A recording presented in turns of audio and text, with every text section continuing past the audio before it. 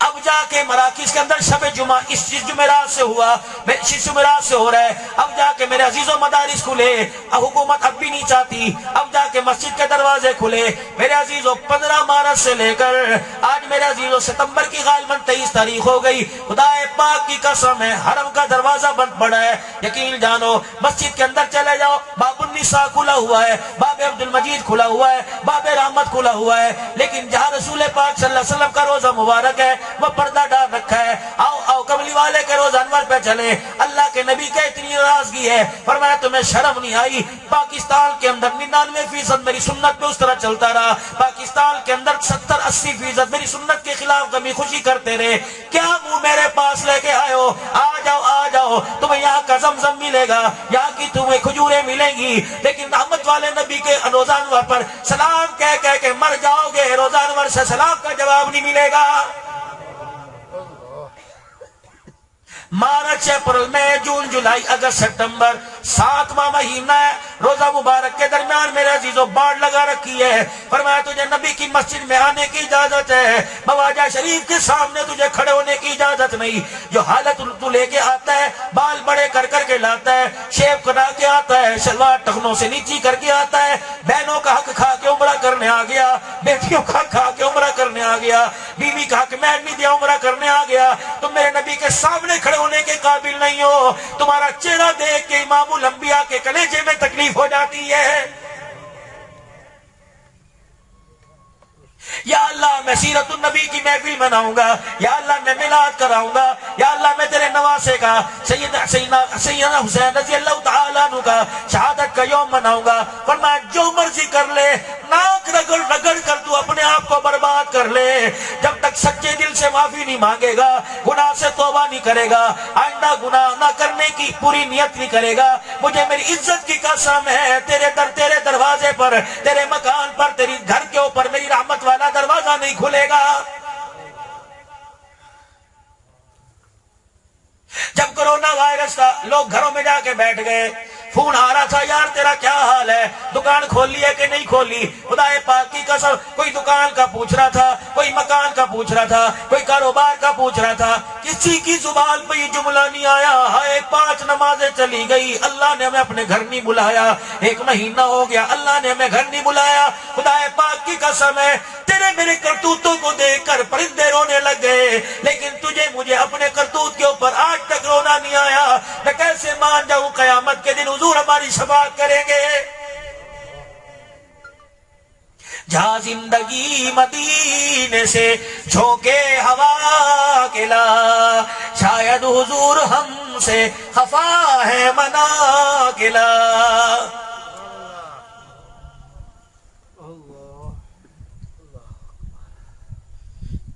بات اس ہستی کی کرتے ہو جس نے کربلا کے میدان میں سارا خاندان شہید کروا دیا۔ کون ہے؟ سیدنا حسین ابن علی رضی اللہ تعالیٰ عنہ ہے، سیدہ زینب سے مخاطب ہو رہے ہیں۔ اب میں بات کو جتنا مرضی لمبا کر دوں ہے تو تاریخی بات ہی، 2 جملوں میں بات عرض کروں گا۔ اپنی بہن سے مخاطب ہوئے، اے زینب علی اکبر کہاں ہے؟ ابھی تو ہاتھوں پہ اٹھا کے لائے ہو۔ قاسم کہاں ہے؟ ابھی تو ہاتھوں پہ خون میں رنگین کر کے لائے ہو۔ اونو محمد کو لے آئے ہو، زینب کے بچڑوں کو لے کے آ گئے، عبداللہ بن جعفر کے بچڑوں کو لے کے آ گئے، حضرت حسن کے بیٹے قاسم کو لے کے آ گئے۔ میری بہن بتا دو صحیح مردوں میں کون بچا؟ کب ایک 18 سال کا جوان ہے جسے زین العابدین کہتے ہیں، ایک 6 مہینے کا عبداللہ علی اصغر ہے یا 2 سال کا حضرت حسین رضی اللہ تعالیٰ عنہ ہے، ننھے کو گود میں سے اٹھایا اور کربلا کے میدان میں بیچ میدان میں لے کے کھڑے ہو گئے، ننھے کو اپنی گود میں کیا کہ یا اللہ جو چل کے آ سکتا تھا حسین نے تیار کر کے دولہا بنا کے کربلا کے میدان میں بھیج دیا، یا اللہ جو چل نہیں سکتا تھا حسین اسے گود میں اٹھا کے لے آیا، یا اللہ اگر تیرا دین بچتا ہے میرا علی اصغر کٹتا ہے، یا اللہ اگر تیرا دین بچتا ہے میرا علی اکبر کٹتا ہے، یا اللہ اگر تیرا دین بچتا ہے میرے بھائی کا بیٹا قاسم کٹتا ہے، تو یا اللہ ایک علی اکبر نہیں، ایک قاسم نہیں، ایک علی اصغر نہیں، اس جیسے ہزاروں دیتا جائے گا، میں ہزاروں کا سجدے کی حالت میں ان کی گردن پہ چھرا چلواتا رہوں گا، بالآخر آپ بھی جامع شہادت نوش کر جاؤں گا۔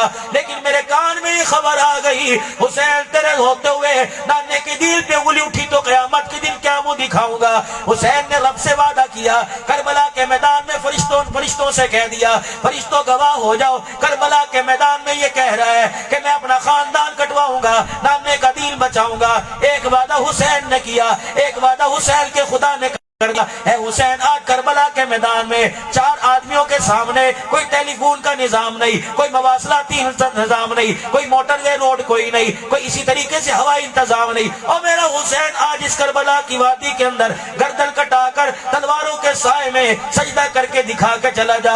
مجھے میری عزت کی قسم ہے 1400 سال کے بعد حسنین اور عدنان صاحب اور پوری جتوئی کی جماعت شہادت حسین کے موقع پر جلسہ رکھے گی، مجھے میری عزت کی قسم ہے اس جلسے میں آنے والوں کی زبانوں پر میں حسین زندہ باد کا نعرہ نہ لگوا دوں تو میں تیرا خدا کوئی نہیں۔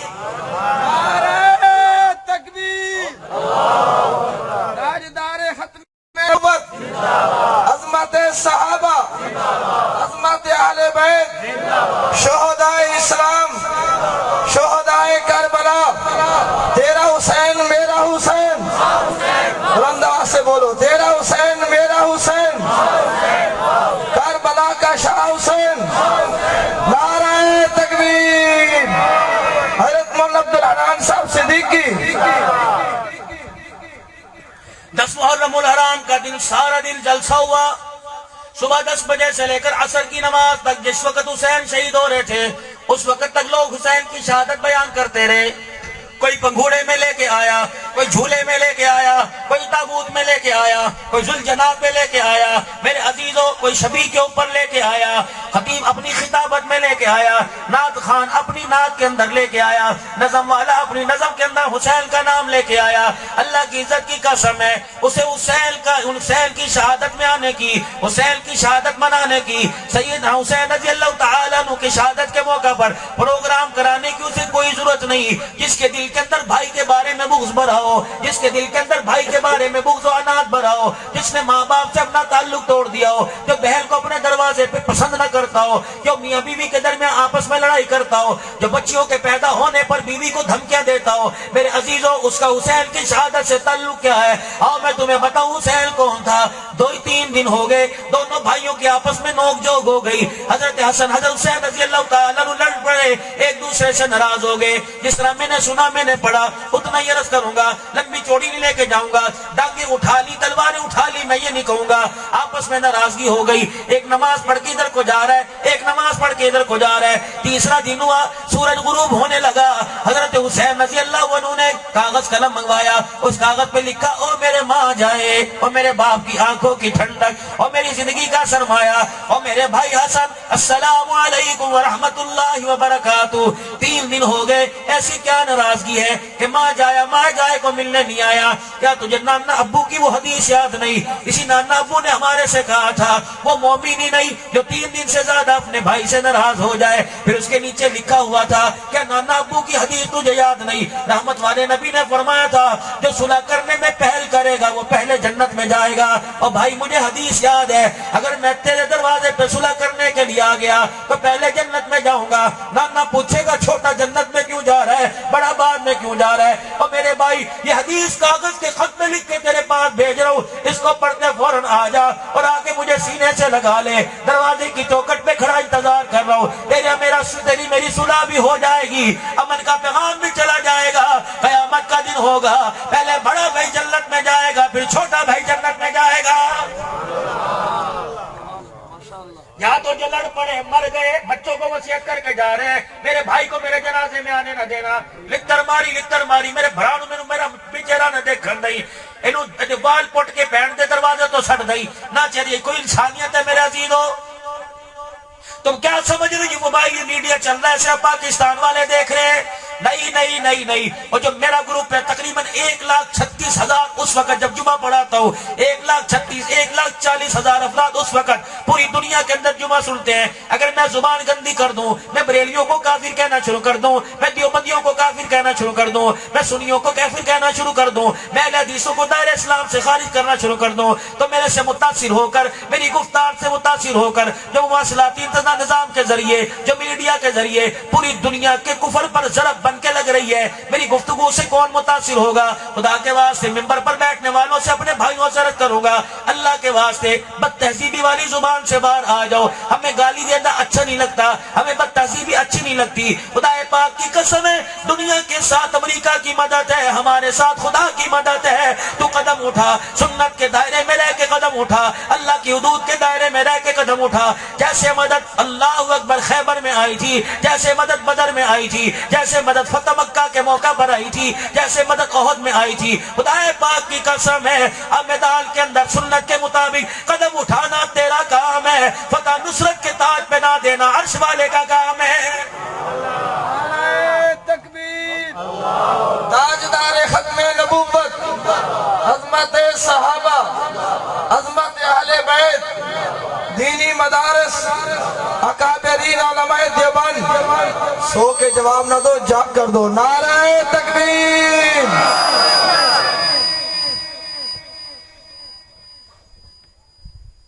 میں اپنے علماء اکرام کی طرف سے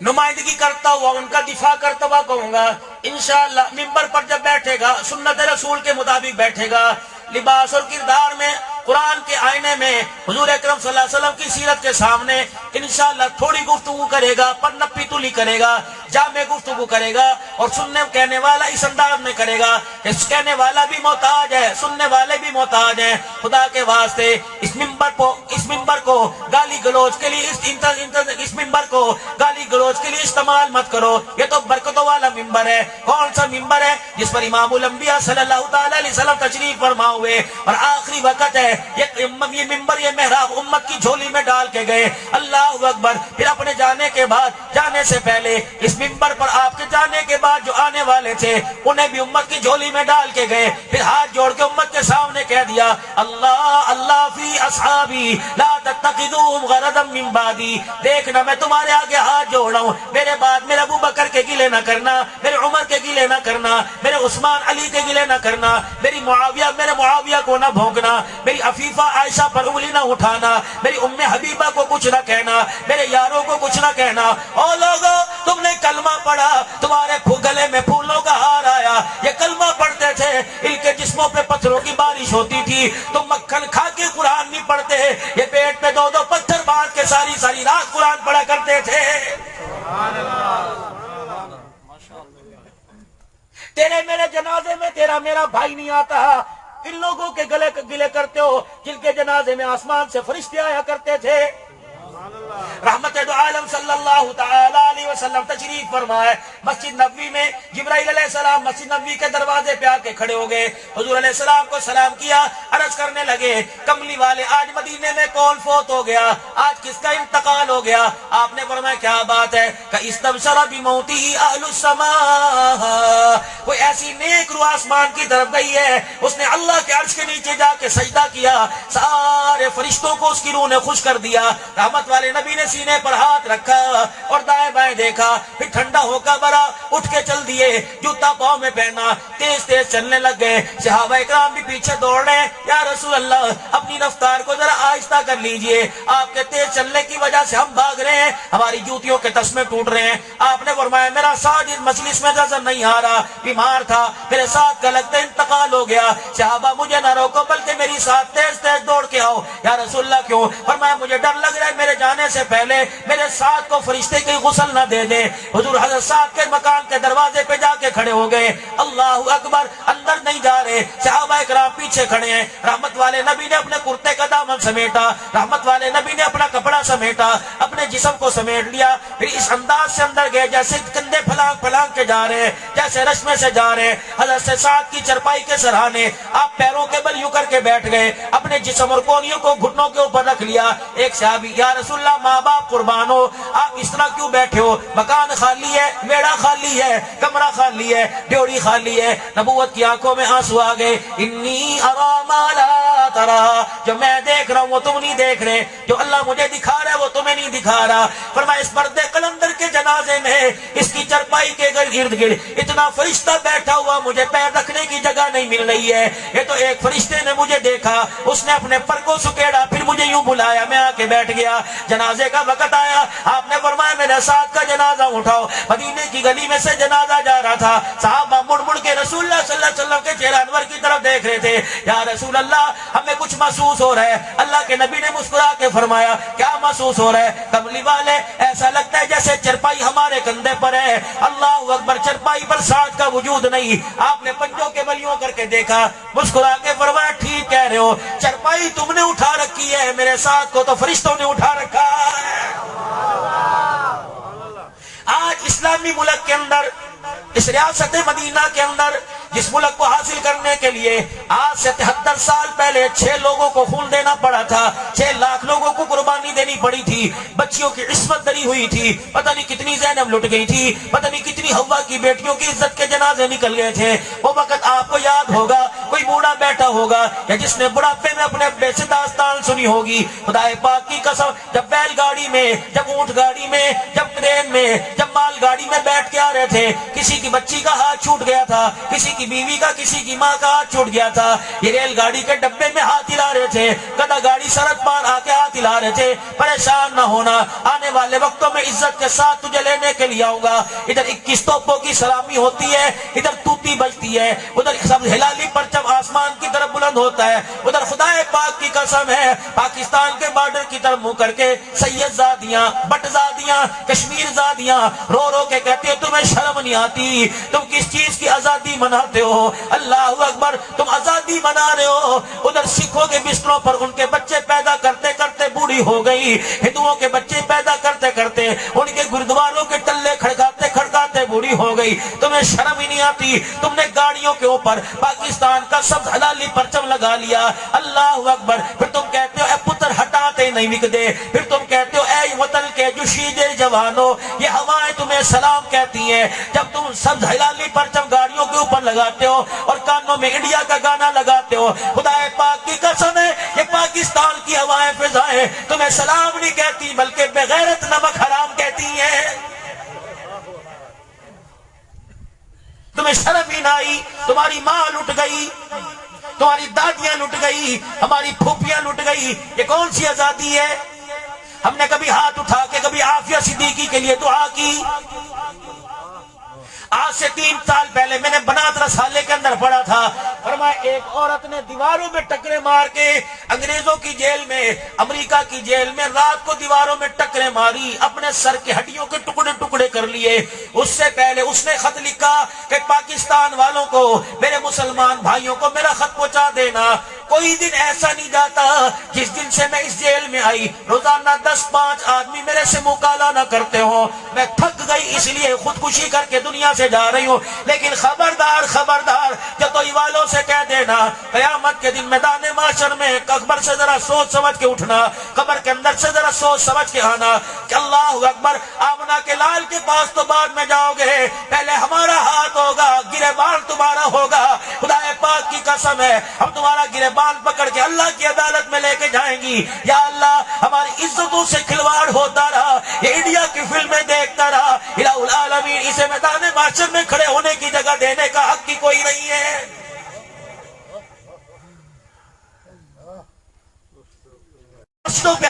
مسلمانوں میں رہوں نہ تو کیا کروں، اتنے لاکھوں روپے کے مینار بناتے ہو، اس مسجد کے اوپر فوراً سپیکر اتارو، پولیس نے ڈنڈے مارے، اللہ اکبر، دفعات لگا دی گئی، انتظامیہ والے ہمارے یہاں کے میرے عزیزوں یہاں وہاں کے جا کے مسجد سے سپیکر لے گئے، مؤذن دینے والے نے کوئی کجری کا ناچ تو نہیں کیا تھا، کوئی کجری کا گانا تو نہیں گایا تھا، خدا پاک کی قسم اذان دینے والے کو 6 مہینے قید ہو گئی، 40 ہزار جرمانہ دے کے چھڑایا گیا۔ مسجد کے اندر خطیب نے سپیکر پہ جمعہ پڑھا دیا، کوئی گالی بکی تھی، نبی کا اترا ہوا قرآن پڑھا تھا، حدیث شریف پڑھی تھی۔ مسلمانوں اب بھی کہتا ہوں کردار کے پاک ہے، اب بھی کہتا ہوں کردار کے صاف ہے، اب بھی کہتا ہوں قول کے پکے مل کے سچے ہیں, تمہاری مسلوں کے اسپیکر اتر گئے. اللہ اکبر. مولانا عبدالرزاق صاحب اپنی جوانی کی داستان بتاؤ. آپ بھی تو کسی مسجد میں خطیب ہو گئے, کسی گاؤں میں کسی دیہات میں خطیب ہو گئے. جب آپ جمعہ پڑھانے کے لیے جاتے تھے, اللہ اکبر, مسجد کے سامنے والے مکان پہ دری بچھ جایا کرتی تھی, چرپائیاں بچھ جایا کرتی تھی. پورے گاؤں کی عورتیں مسجد کے ساتھ والے مکان میں آ کے بیٹھ جایا کرتی تھی. مرد تو مرد, عورتیں تیاری کر کے بیٹھ جایا کرتی تھی. آج اللہ کا قرآن سننے کو ملے گا, نبی کا فرمان سننے کو ملے گا, صحابہ کا شان سننے کو ملے گا, اہل بیت کی زندگی سننے کو ملے گی. خدا کی قسم, ہمارے گندے کردار کی وجہ سے ہماری ماں بہنوں کو قرآن کی تلاوت سے معروف کر دیا گیا. مسجد سے میرے عزیزوں لاؤڈ سپیکر اتار لیے گئے, اذان چادر چار دیواری میں دینے لگے. میں اپنے مسلمان کو, اپنے آپ کو مسلمان کہوں, مجھے تو کہنا ہی نہیں چاہیے میرے سے بڑا بغیرت کون ہے. اللہ اکبر. میں نے مولوی صاحب سے پوچھا, مولوی صاحب کیا بات ہے, اذان بغیر سپیکر کی کیوں دے رہے ہو؟ کہنے لگے جی میں نے سپیکر میں اذان دی, محلے والے نے, سامنے مکان والے نے میرے پہ جا کے پرچہ کروا دیا کہ مجھے ہارٹ اٹیک کی تکلیف ہے, اذان کی آواز سے میرے دل کو تکلیف ہوتی ہے. شاباش ایسی انتظامیہ پر. میرے نبی نے فرمایا جہاں تم مکان لو, مسجد کے پڑوس میں مکان لینا, مسجد کے دروازے کے سامنے اپنا دروازہ بنانا, مسجد کی کھڑکیوں کے سامنے اپنی کھڑکیاں بنوانا, مسجد کے دروازے کی طرف اپنے روشن دان بنانا. یا رسول اللہ کیوں؟ فرمایا جب 5 وقت کی اذان آئے گی, تمہاری کھڑکیوں میں سے, تمہارے روشن دانوں میں سے, تمہارے دروازوں میں سے اذان تمہارے گھر اندر آئے گی, اذان کی آواز آئے گی, تمہارے گھروں سے ٹکرائے گی, اللہ جنات بلیات کو وہاں سے دور بھگا دے گا.